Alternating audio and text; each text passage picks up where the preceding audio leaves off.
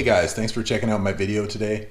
So today's video is going to be about a Evo Wagon that I did a short restoration on. It wasn't super in-depth. I wasn't taking things apart to the point where I was sandblasting the entire body or anything like that. This was like a budget restoration on a vehicle that the person wanted back fairly quickly so that they could enjoy it and not worry too much about it. So yeah, take a look at the video today. Make sure that you subscribe to my page. Make sure that you like the video and hit that bell to make sure that you get notified when I put up new videos. Also, my Instagram page is Wrench Rampage. Please check that out if you have some time. All right, back in the shop today. Next project that I'm going to be working on is this Evo Wagon that is showing up here. So this is a friend of mine's car that he bought at auction in Japan, brought to Canada, and there's not many issues on it. However, as you know, with Evos, you always got to worry about from about here. So if you think the back of the seat to the back, if there's any rust going on. Now, this car doesn't have a bunch of rust, but it needs to be cleaned up. And so I think people are under the impression that these cars are super clean all the time from Japan. They are and they aren't. Japan, so Osaka and Tokyo, they still do have a little bit of a winter. It's not much of a winter. I lived in Osaka for a bunch of years, and it'd go down to freezing temperature. It would snow a bit, and the snow would dissolve, and that'd be it. That'd be your winter. And so the snow wouldn't stay, so they didn't put a lot of salt on their roads. But then as you go north in the island, you get up to Nagano, they have regular winters like Canada or Northern Europe would have. So in that case, you don't always know where these cars are coming from, and they will use some sort of salt, or they'll lay down sand and gravel for traction. And so that creates a situation where you might get a bit of rust. So what my plan is for this, and you know, if anybody is unsure where I live, so my knowledge of rust and being in the winter,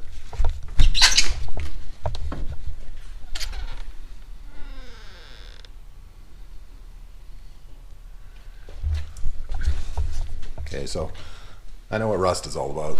So now to repair just where there's a small amount of rust, where there's no holes, things like that, you can do a lot of things. You can neutralize it. You can use what's called an encapsulator to encapsulate the rust. So there's chemicals that you can use to neutralize the rust. There's also encapsulators. You can sandblast. You can cut out the metal. I don't normally cut out anything unless it's like to the point where it's rusting through, or it's soft. The metal's so thin that it's you push into it and you can actually deform it with your hands. If it's not to that point, then you're left with blasting it, treating it, or encapsulating it. If you don't have to cut it out, I wouldn't cut it out. And then the other issue that arises is that when you have an area that's rusty, the surrounding area might not be rusty. So that's all good metal, and it's factory sealed. And it's also gone the distance from when that vehicle's been manufactured until now. So to blast an entire chassis that just has a little bit of rust on it is, to me, a bit silly. You would want to maintain that factory coating. You don't want to disturb it necessarily. So in the case of this car, it's got some rust spots. It does have a couple of holes, but the holes are fixable. Now the spots are very easy to get to. If you're willing to drop the drivetrain out, which I'm willing to do. So plan with this guy is to drop the tank, rear axle, rear diff, everything out. And then what I'm going to do is see what I'm dealing with, and at that point I'm going to make my choice. Am I going to blast the whole underside? Am I going to just correct certain spots? I think regardless is what I'm going to do after I do all my repairs is I'm going to be putting a coat of epoxy on the underside of the car. And it's going to be DTM epoxy, so direct to metal. And over top of that, I'm going to use a single stage red just to make it look back to the factory body color. And that's all going to be on the underside. So the car itself is in great shape. There's no corrosion or rust on the body. It's a bit dirty in places, but that's because it's the middle of winter here. So but the car itself's in very good shape. So for a car like this, you don't want to overdo it. So I'm gonna drop, like I said, I'm gonna drop out the rear of the drivetrain. We'll go over what's there, and I'm gonna start addressing each part of rust, probably that corrosion, probably in a different way, depending on how bad it is, how severe it is. Now that's not to say that doing it the other way, where you would just strip everything, you know, acid dip the whole chassis, start from scratch, but that's not realistic. Like, we're not doing a $70,000 restoration here. We're doing something where the car won't continue to rust, and it'll last for the next bunch of years. If someone down the line wants to do that $70,000 restoration, then sure. But being realistic, this is going to be a few $1,000 repair because of time, not necessarily because of the materials. It's probably $500 or $600 in materials to use for this, but it's time, it's the hours, especially if you get into sandblasting. It's messy and time consuming. So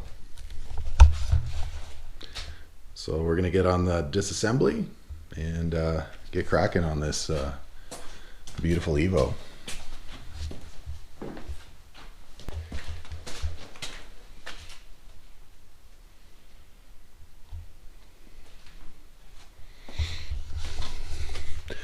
Okay, so working on the red Evo Wagon here. So what I've basically done is stripped out the drivetrain, the rear part of the drivetrain. So everything from the gas tank back has come out, including the gas tank. The gas tank's come out as well. And the reason I did that is that to treat the rust at the rear end of a Mitsubishi Evolution, you really need to examine the car from basically the floor pan of the back seat back, because that's where most of them rust from. They'll rust in other places, but that's the vulnerable spot, is basically from underneath the gas tank to the back of the car. So in this one, we found quite a few rusty components, not a lot of holes, but stuff that definitely needs to be treated. So there's 3 ways of getting rid of rust that most people use. That would be cutting it out and removing it, so replacing the panel, encapsulating it, or neutralizing it. Now, I don't neutralize things all that often. The product that you would probably use for that, a popular one, would be rust mort. For myself, I like to encapsulate rust, and that's as long as I can get to the back of the panel. That's very effective. And then the other one I use, obviously, is removal and welding in a new panel. So one of the really bad spots here is the spare tire well. You can see that there's some holes to the rear of the tow hook. Now, for this in particular, what the plan will be is to, this tow hook is basically, it's spot welded on. Okay, so what we're going to do is we're going to grind down this whole spline, locate the spot welds, drill them out, and peel this whole thing off. Now, underneath seems to be pretty solid. It hasn't gone through to the other side of the well. So we're going to replace that whole spline, and we'll treat some of the rust that's underneath. This stuff is quite solid. It's not bad, but this the tow hook itself is pretty terrible. Now the chassis legs aren't spectacular. However, most of it looks like it's only caused an issue right on the surface. That metal's quite thick. It's probably at least well, 3/16, I'd imagine. And so that we're going to grind down and treat most likely, but if we grind down and we create a hole, then we're going to have to weld. Moving on here to underneath the gas tank, where the gas tank would have been. You can see up in the corners, we wouldn't have been able to get to that because the tank would have been covering it, and it's rusted pretty bad on these supports, and then starting to get into the floor a bit. But again, if you go on the other side, there's no evidence that it's poking through the other side. So because I can get to the other side, this would be a chance to use an encapsulator. I know this looks pretty terrible, but we're going to take a look. We're going to grind it down. If during the process of removing the rust, then we find a hole, then you patch it. And then we're going to, if there's no holes, we're going to go to the other side, use encapsulator on the seam, then go to this side and encapsulate this side as well. And that's a way to stop the rust from progressing. Now, as far as like any structural piece, like for example this, so on this side, it's pretty rusty. You go to the other side, also pretty rusty. So this is an opportunity where what I would do, because we have probably a 1/4 inch of material, the material is probably about a 1/4 inch thick here because it's doubled up or tripled up.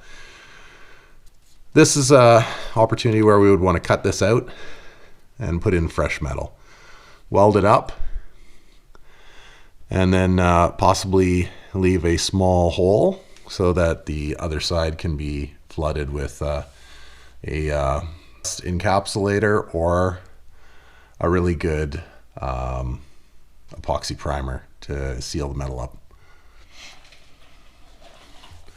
So now, other than that, the general area that we're going to be addressing just needs cleanup. There's some under seal that will knock back a bit, but there's no evidence of rust coming through that, which there isn't on the other side, on the inside of the car. Then we'll just leave it. So it's a bad idea to take down a factory finish just for the sake of doing it, especially on an area like the underside of a car where you don't have to have a whole lot of consistency as far as finish. It doesn't have to be perfect. Now, what you're doing is if you strip off the factory finish, which isn't exhibiting any signs of corrosion, you're opening it up now to need to be resealed, and the opportunity for corrosion to start because now it's been exposed to the air and it's had the opportunity to oxidize. So if you have an area of your car that's not oxidized, why are you stripping it? What's the end goal there? So what I would do personally is you could rough it up. Just make sure not to break through, because if you break through to raw metal, then you're in the same boat. You're exposing it to the elements. But rough it up. Take a look at the technical data sheet of the product you're using. That technical data sheet should tell you what scratch it requires to hold on to. So let's say it's 120. So you rough it up with 120, be careful not to blow through, and then just cover it up, right? There's no rust there to begin with. Why bother stripping it? Now, if you're doing a restoration and you have all the time in the world and all the money in the world, then by all means, dip the whole chassis, strip the whole thing. But you're doing yourself no favor stripping factory coating off of a vehicle where there's no corrosion, where you don't plan to bring that car to a show and you don't need perfection. So just leave it alone. So that's what I'll be doing. And that's the underside of the car. And we're going to get going on this pretty quick here. Hey guys, thanks for checking out the video today. So this is going to be part 1 in a few part series about this Evo Wagon. So stay tuned for the next part, it'll be coming up soon.